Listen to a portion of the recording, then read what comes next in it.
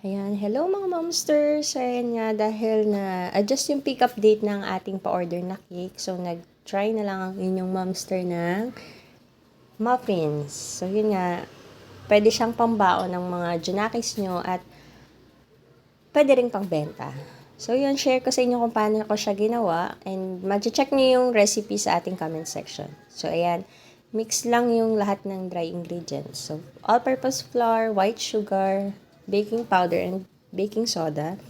Tapos with salt.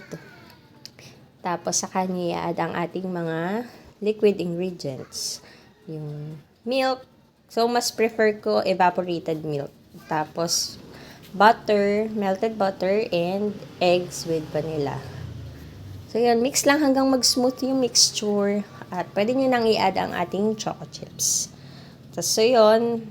Ta-transfer nyo lang siya sa inyong muffin pan or pwede din sa puto molder kung i-steam. Kasi pwede din siyang i-steam for mga 30 to 45 minutes. So, yun. Itong sa akin is bake for 180 degrees Celsius. Bake siya for, kapag mini muffin siya, 1 ounce is mga 20 to 30 minutes lang. Tapos, kapag 3 ounce naman cupcake size is 30 to 45 minutes. So, yun. Sana magustuhan nyo. And thank you for watching.